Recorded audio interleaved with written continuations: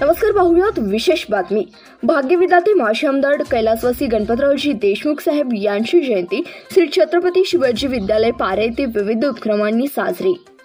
सांगोला तालुक्याचे भाग्यविधाते कैलासवासी गणपतराव देशमुख तथा आबासाहेबांची 98वी जयंती महाराष्ट्रात विविध ठिकाणी विविध उपक्रमांनी मोठ्या उत्साहात साजरी करण्यात आली आहे। याच पार्श्वभूमीवर सांगोला तालुक्यातील पारे गावामध्ये श्री छत्रपती शिवाजी विद्यालय पारेमध्येही मोठ्या उत्साहात आणि विविध उपक्रमांनी साजरी करण्यात आली।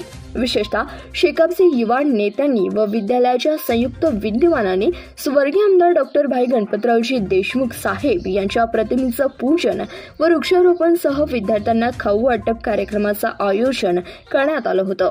यावेळी श्री छत्रपती शिवाजी विद्यालयाचे मुख्याध्यापक बाळासाहेब पोकळे सर, सचिव व माजी सरपंच मधुकर गोरड सर, पारे गावातील धडाडीचे युवा नेते सत्यवान गायकवाड, औदुंबर पवार, डॉक्टर खरात, सुरेश गायकवाड यांच्यासह विविध मान्यवर मोठ्या संख्येने उपस्थित होते।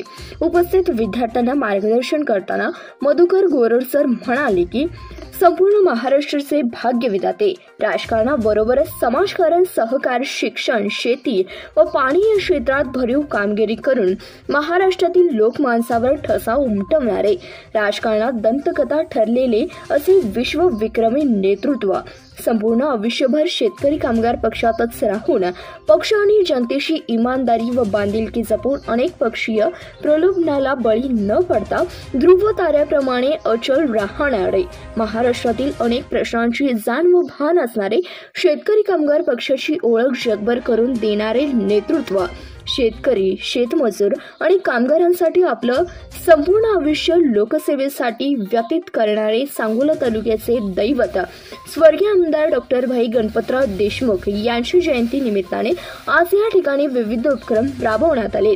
विशेषतः शालेय जीवनात विद्यार्थ्यांना आबासाहेबांचा इतिहास माहिती होऊन येणाऱ्या काळात प्रत्येक विद्यार्थी आबासाहेबांच्या विचारांवर वाटचाल करतील असं प्रतिपादन मधुकर गोरड सर यांनी केलं। सर्व प्रमुख मान्यवरांच्या हस्ते हा कार्यक्रम संपन्न झाला।